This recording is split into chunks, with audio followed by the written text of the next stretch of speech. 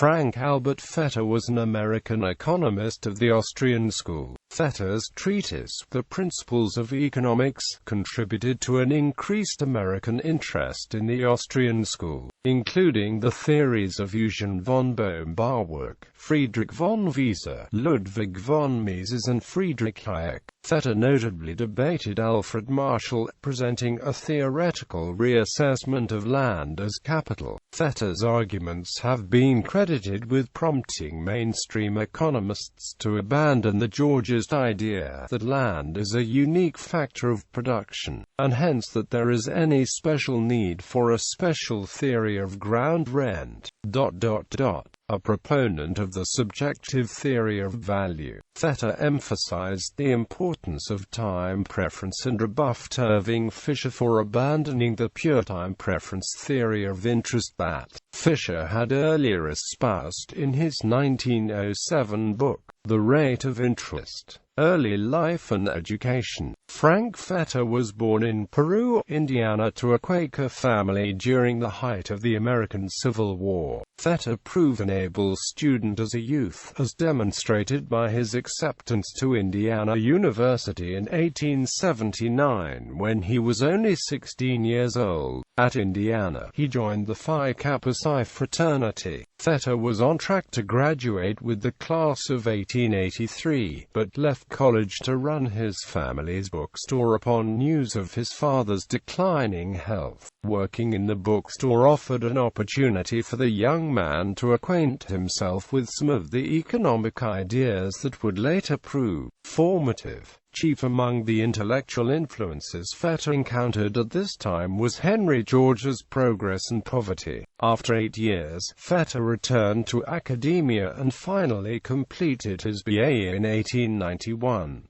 Indiana 1892. Jeremiah West Jenks, who had taught Fetter at Indiana University, acquired a teaching position at Cornell University at the new President White School of History and Political Science and subsequently secured a fellowship for Fetter at that institution. Fetter completed his Master of Philosophy degree the same year. Jenks then convinced Fetter to study, as Jenks himself had, under Johannes Conrad at the Sorbonne in Paris, France.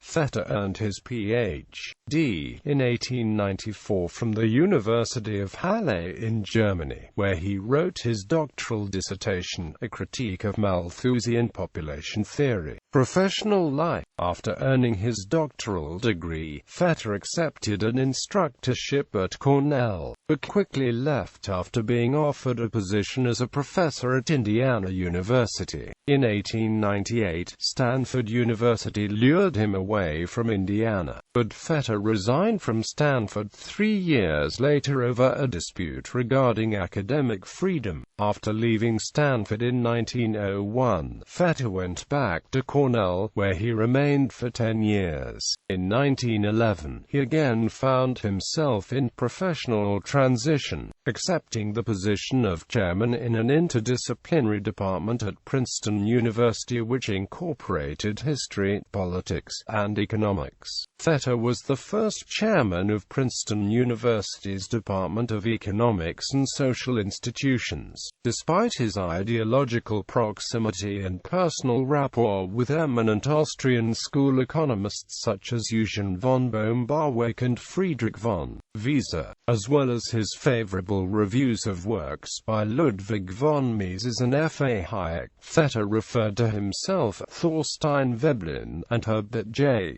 Davenport more specifically as being members of the American Psychological School. The appellation psychological school is now generally considered to be synonymous with Austrian school. Fetter was a staunch opponent of Franklin D. Roosevelt's plan to end the gold standard and worked with other economists in lobbying against the move to a fiat currency. As some indication of Fetter's role in these efforts, in January 1933, a letter was sent to the president-elect, urging him not only to lower tariff barriers to revive international trade, but to maintain the gold standard unflinchingly. The letter was signed by a number of prominent traditional economists, headed by the American, Austrian, Fetter of Princeton. Theoretical contributions in economics. Lander's capital.Fetter participated in a notable debate with English economist Alfred Marshall, both through his 1904 Principles of Economics and a number of journal articles in the American Economic Association's journals and in the Quarterly Journal of Economics. He contested Marshall's position that land is theoretically distinct from capital. Fetter argued that such a distinction was impractical, stating that the notion that it is a simple matter to distinguish between the yield of natural agents and that of improvements is fanciful and confusing.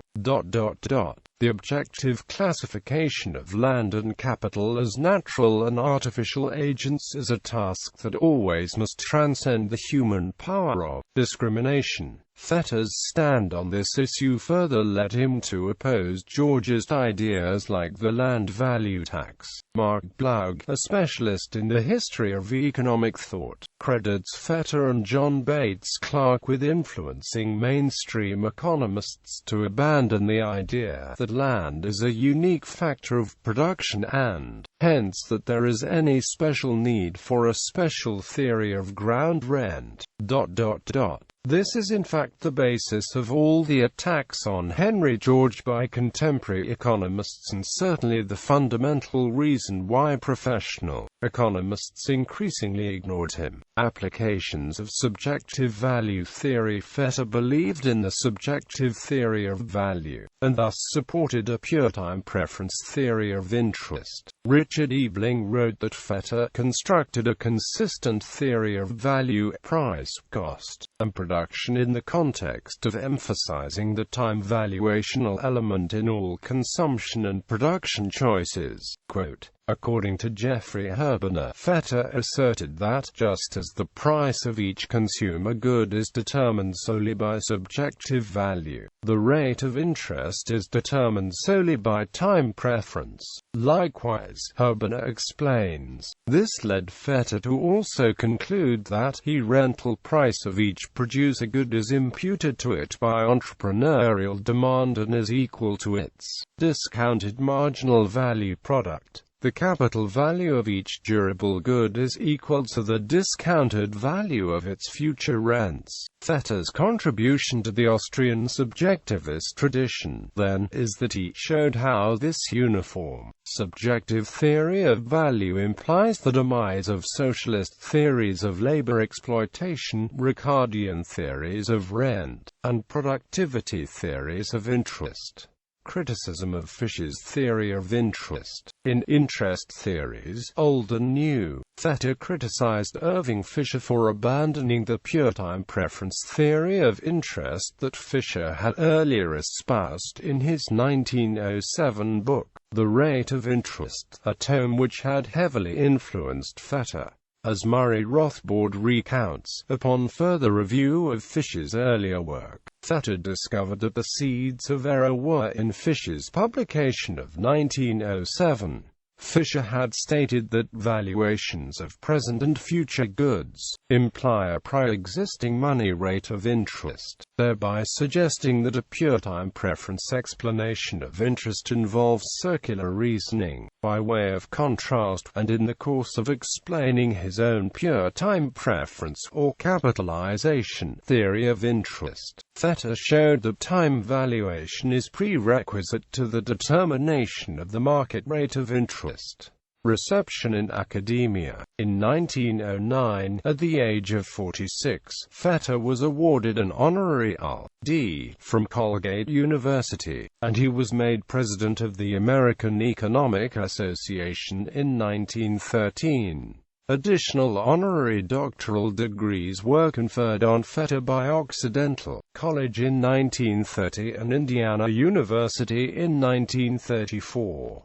He was a Fellow of the American Academy of Arts and Sciences and a member of the American Philosophical Society. In 1927, he was awarded the Karl Menger Medal by the Austrian Economic Society. Fetter's treatise, Principles of Economics, has been described by Herbener as unsurpassed until Ludwig von Mises' treatise of 1940, National Economy. Quote, in Rothbard's preface to the 1977 edition of Fetter's Capital, Interest, and Rent, he notes that he was first introduced to Fetter's work via a citation in Mrs. Human Action and describes Fetter's views on interest and rent as being Austrian and influential on his own views.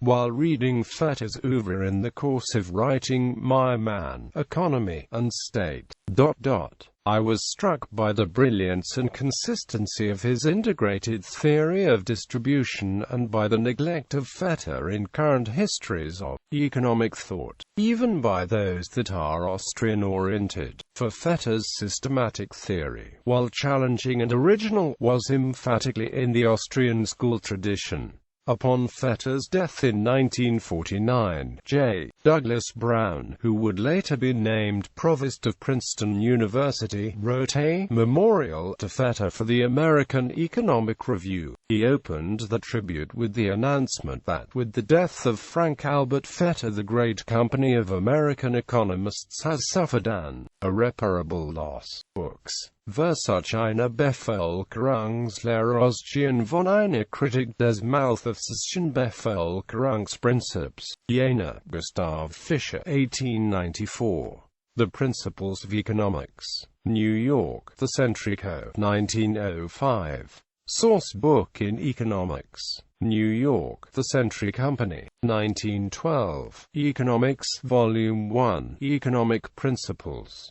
New York, The Century Co., 1915. Manual of References and Exercises in Economics for Use with Volume 1, Economic Principles. New York, The Century Co., 1916. Economics, Volume 2, Modern Economic Problems. New York, The Century Co., 1916. Revised 2nd edition, 1922. Manual of References and Exercises in Economics for Use with Volume 2, Modern Economics. New York, The Century Co., 1917.